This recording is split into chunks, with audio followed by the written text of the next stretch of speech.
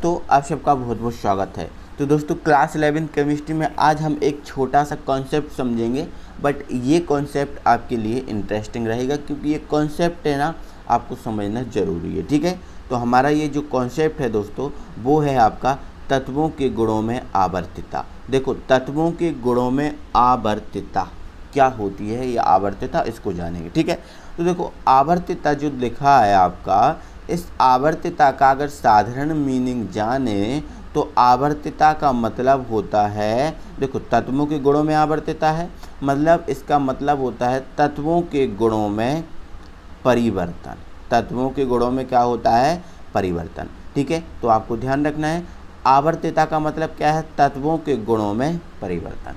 देखो, तत्वों के गुणों में क्या होना? परिवर्तन होना। ठीक है, या तो बढ़ना या फिर घटना। आपको पता है परिवर्तन बढ़ने को भी बोलते हैं या घटने को भी बोलते हैं। तो तत्वों के गुणों में आवर्तिता मतलब तत्वों के गुणों में क्या होना?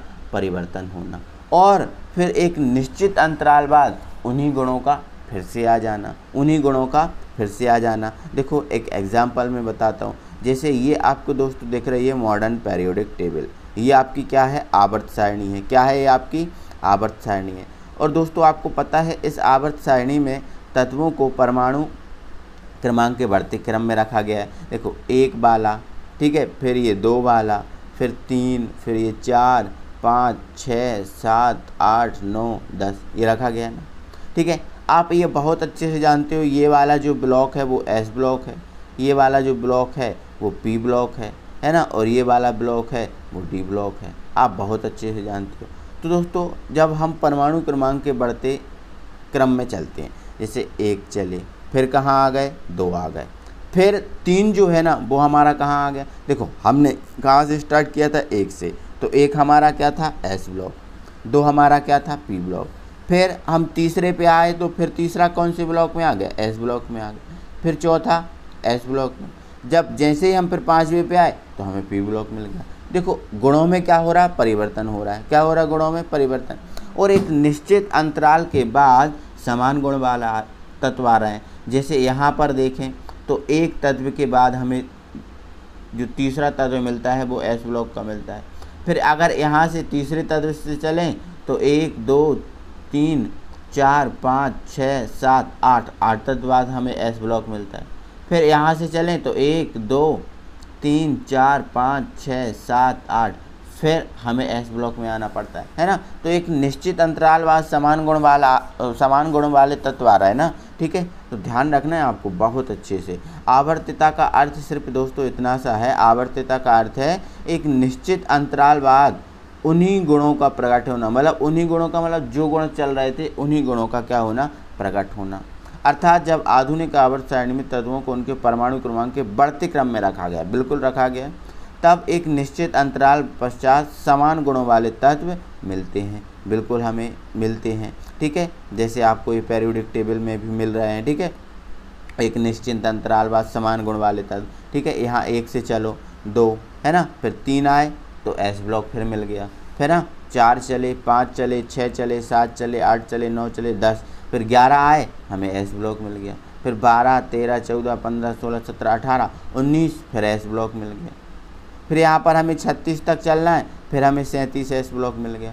फिर अपने 54 तक चलना है, फिर 55 एस ब्लॉक मिल गया। मतलब एक निश्चित अंतराल बाद क्या हो रहा है? समान गुण वाले तत्व मिल रहे हैं, और निश्चित अंतराल बाद कुछ समय बाद कुछ अंतराल बाद इन्हीं समान गुणों वाले तत्वों का मिलना ही कहलाता है हमारा तत्वों के गुणों में आवर्तिता। ठीक है, आवर्तिता का मतलब क्या है दोस्तों? तत्वों के गुणों में परिवर्तन है ना। और तत्वों के गुणों में परिवर्तन हमें मिलता है, लेकिन निश्चित अंतराल बाद वही के वही तत्व, वही के वही गुण लगभग फिर से आ जाते हैं। ठीक है, तो आपको वैसे भी पता है दोस्तों, जैसे मान के चलो ये पीरियोडिक टेबल है। ठीक है, इसमें जब आपको पता है कि ऊपर से नीचे जाते हैं तो परमाणु त्रिज्या में क्या होती है? वृद्धि होती है। फिर आप इसमें आओगे तो फिर परमाणु त्रिज्या में वृद्धि होगी।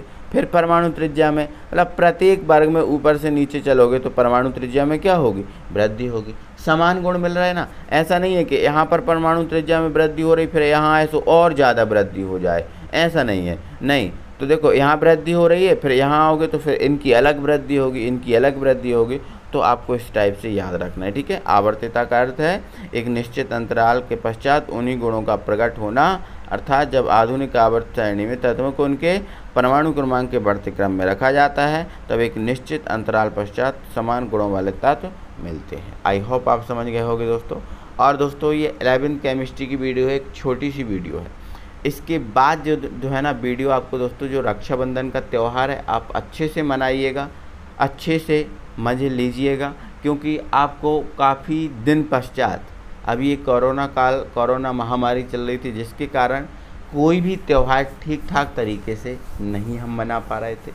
तो अभी हमें समय मिला है ना, तो अच्छे से त्यौहार मनाइएगा, ठीक है।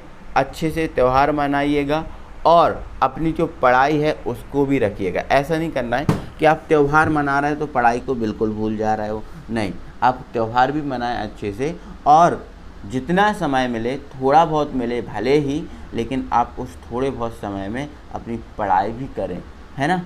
पढ़ाई को बिल्कुल छोड़कर ना बैठें, ठीक है। तो सभी के लिए हैप्पी रक्षाबंधन, ठीक है।